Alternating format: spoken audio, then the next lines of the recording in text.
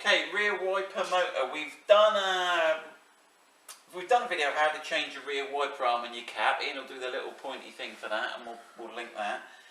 We've got a slightly different problem with it today. It's sort of ending up all over the place, and we wondered if the spline's loose, but we're doing a bit of investigation as you watch. But it started to make some horrendous noises, so I think there's something jumping inside, so we're going to have a look inside.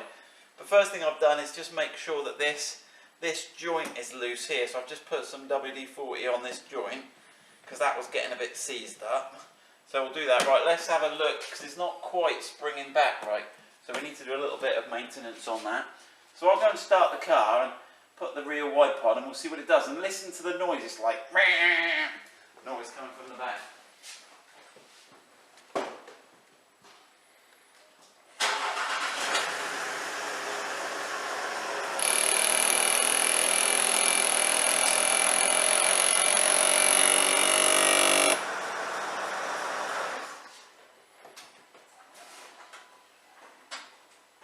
Right, so I think we can all agree that's a fairly weird noise.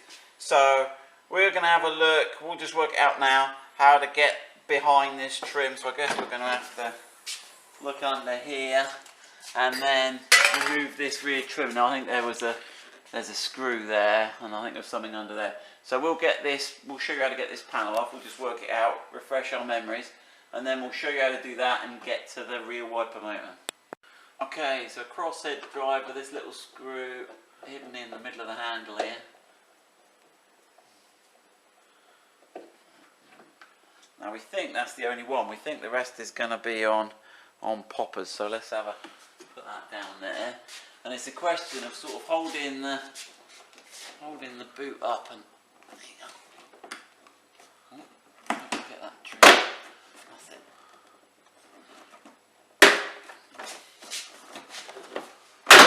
Right, you got to just watch where so it's sort of. Let me get this other end out and do the middle last, I reckon.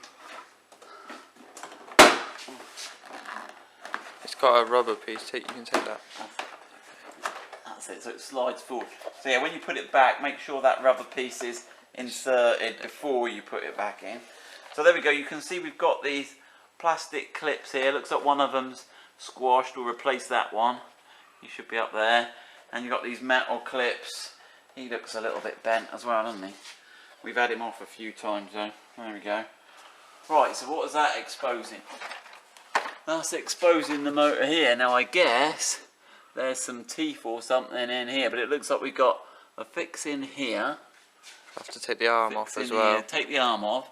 So let's whip that arm off. You've got that socket there, yeah?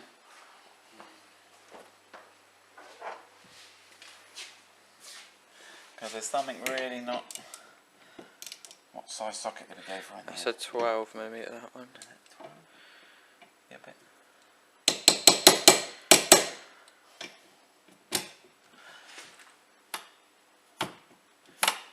Maybe tight. Yeah. Okay, yeah, so that took two of us to do that. One holding the arm and one on the socket. Let me just get that. Okay, so there's the nut off. They do get some weather. As you've got the splines there that lock that on. And we've got a grommet there. Now what size do we reckon these? We must have an electrical connector. They're a 10mm. There's an electrical connector at the back here. The little tab you push there. I think that's there. And there's a bit of a wire is connected here. So I'll get a trim tool, pop those plastic bits off, and we'll get a 10mm socket. Okay, we're going to pop these two clips that clip the wire on. So we just got one of these sort of trim tools, and that other one's popped off on its own there. Okay, so that looks like that's out the way. Right, and then we've got the 10mm socket on these three.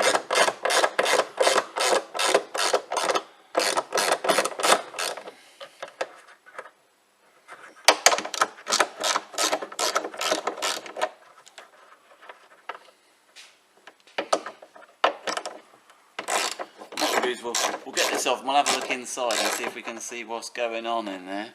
Even if we need to replace it, it's always fun to have a look what's going on inside.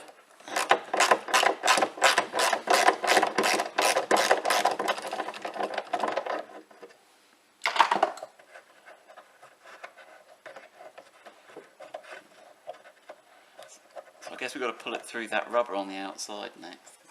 It's fighting me a little bit. There you go. Okay, so there you go. That's the rear wiper motor. Obviously, you got the splines are a little bit worn on there, but it's clearly making some strange noise inside. So I'll undo these 6 screws here, and we'll have a look what's behind this cover. Okay, so I've got 5 of the 6 out. They all seem to be the same length. They're not in too tight.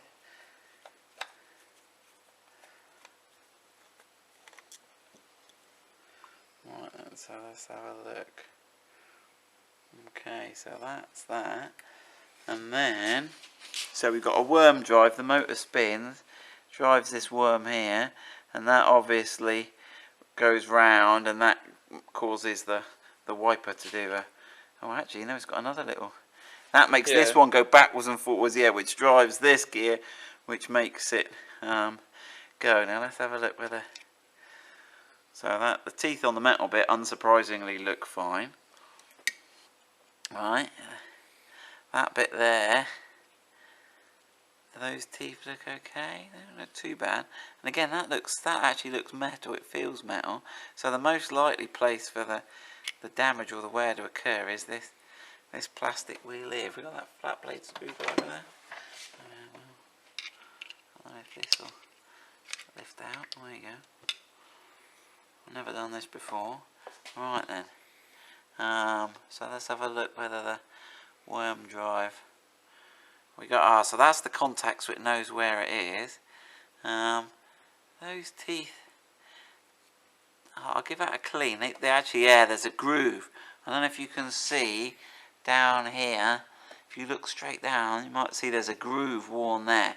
Now, I reckon if I move it to a different place, so clearly the bit that's worn was the bit that goes. I reckon if I move it 180 degrees, so this bit's got no wear on it, and we might get out of jail free here. The only problem is these contacts are going to know, they're the bits that must know where it is, so there must be a way it goes on to that shaft, but it's not keyed onto the shaft. But you see these little contacts here, that must tell it where it is. So let me have another little look and a rethink. So I've cleaned all the grease off of it, and you can see it's got this this shape. So wherever we reposition it on the motor, Ian's got the motor. I think what's going to happen is wherever I reposition it on the it's going to spin around until these 2 contacts make. So it's always going to end up back at the position where it wears. Now I don't know if you can catch the light there, Ian, just to see the grooves worn in that. You got enough light to get that? I think so. Yeah. But there's a groove worn right through the middle of that. The other point that Ian's noticed is that this gear here is really stiff to move. So over time, this shaft in here may well corrode. So you've pulled it out a little bit by the looks of it, Ian. Yeah, I've knocked it out. Well, that's as far as it will knock out. I still can't even turn it by hand. So I think we're going to have a look. We're going to buy a new one, and then when we get a new one, we're going to have new splines. This bit here is all going to be free and not going. We're going to have new cogs, new motor. We'll be good for another 10 years. So we're going to go and spend our money and buy a new one. But good luck. I hope that's helped you save some money. Maybe you're luckier than me. So we've gone on eBay and we've ordered. We don't sell these, but there's companies that do. This is a cog. We haven't looked at it yet. So it's cog, and it's got the little brass plate. So when we strip this down, we'll have a little look at that. And I don't know if you're going to have to fold those tabs over. Are they giving us a little bit of homework to do, or what? No, I think it just sits in that. Sits in that little bit there. You can see the cutout on there, can't you? Yeah. You might not be able to see it on camera, but there is a slight recess. Slight recess, but look, those tabs aren't going to fit there. So we'll have a look at when we get to that stage. But basically, what wears seems to be the 2 problems we got with this, as we saw in the video earlier, was the grooved cog bit there and this bit seized. So we already did this just now. We put it back together while we were waiting for the cog to come off eBay. In fact, it came really quickly, so fair play to those guys. So there's that bit. And then that cog. Yeah, that lifts out there. and that's got the pickups. We saw all that earlier in the video. Right, so we'll play with that and we'll get that sorted. In fact, I'm not sure it's the same. We need to bend the pickups down and then... But we'll work that out in a tick. Right, our main other problem we think that things have worn is this cog here. Oh, it's turning now. That's that WD-40. But let's see if we can drift it out, clean it all up, and then... But again, we've got the screws resting here. We need to be careful not to damage this as we do it. So let's spin the nut on. That's a good old trick. Spin the nut on a couple of turns so we're not damaging the end of the thread. And that's actually helping it. Right then. Let me try, and I'm resting on those screws, which is ideal, but it is moving. We have knocked it out a little bit already. Alright, that's going. I've run out of thread now. Let's see if we can just drift it. I don't want to damage that thread. Can you put one hand on there, Ian? So?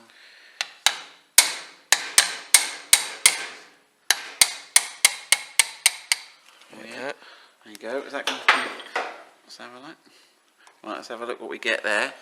So we've got that little rubber, well, that nylon bush. I think that's like a guide for that other bit. Arm. Yeah.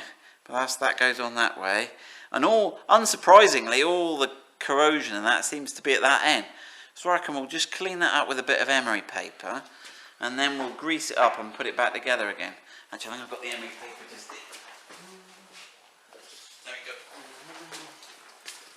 Alright, so it's just a bit of emery, wet and dry. I can just clean that up.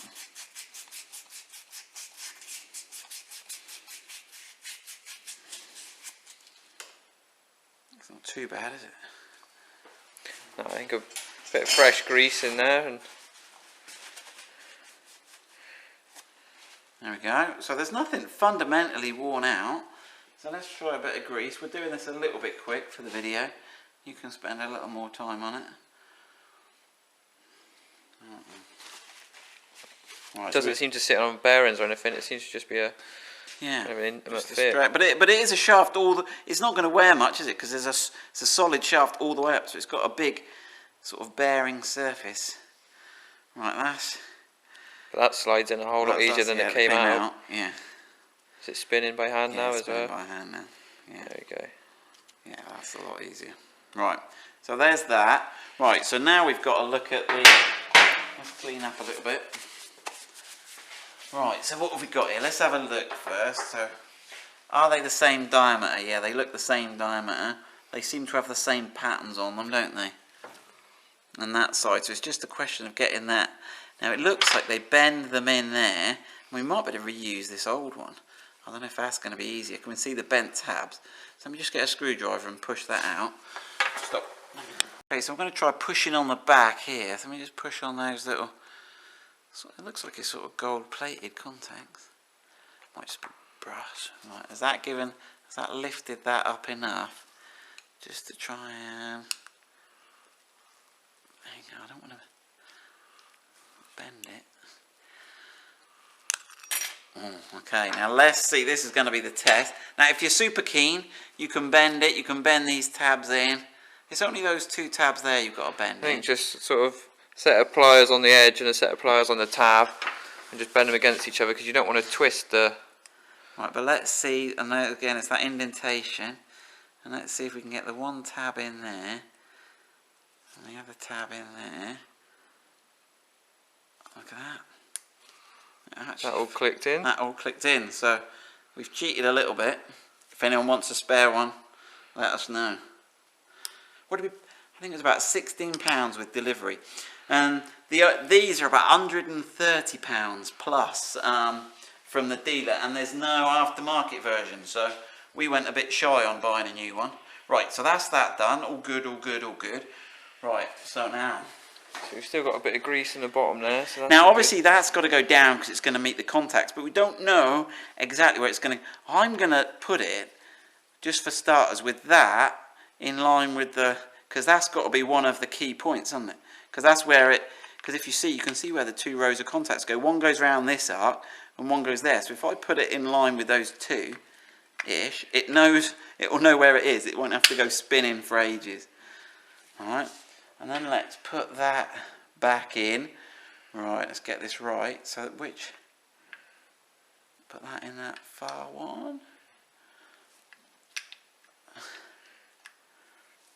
Let's have a look, because that... There you go, it's quite tight in there. But that looks right. Yeah, that's taken quite a push to get that in flush there. Right. Then we're just going to pack a little bit more general grease on it. Oh no, I reckon there's enough grease on there, and I'll put a little bit. Go on, just for you. Ian. I don't know if we're supposed to use white grease on this. Someone's going to tell me we are. It's going to be better than nothing though, right? You don't need to watch it on video. I'm just going to unscrew these screws and put the cover plate back on, and then we'll go and test that. But that should be that all fully rebuilt, shouldn't it, Ian? Yeah, that should be good to go now. Okay, so we've come out in the sunshine, we've got the motor all back on, so that was simple enough to bolt all that back on under here. Before we put the trim on or bolt the arm on, we're just going to check everything works. So I'll go and start the car, and what we're looking to do is make sure the arm parks, because we're not sure where it is at the moment. So we'll let it power up, it should go round and then park, and then we'll put the arm on and give it a test.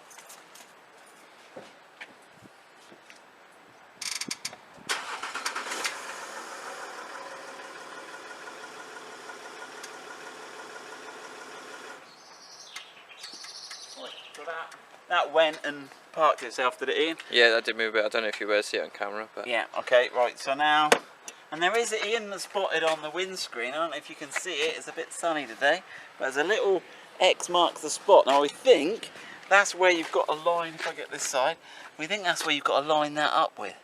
So I'm going to hold that on there as best I can. Put the nut back on. Now, from my experience, you've got to do these up fairly tight, because it's got to nip into that.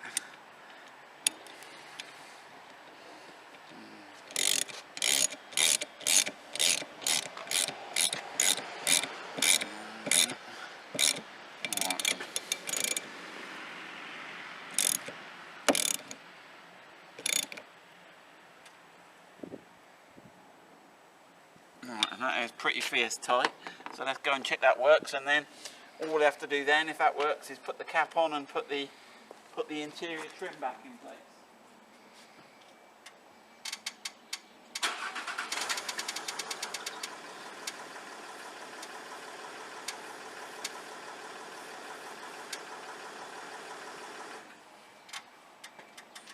There we go, excellent, saved ourselves some money. The arm you can readjust if you need to, but I'm going to leave it like that. I'm happy enough with that. There we go, good luck with that.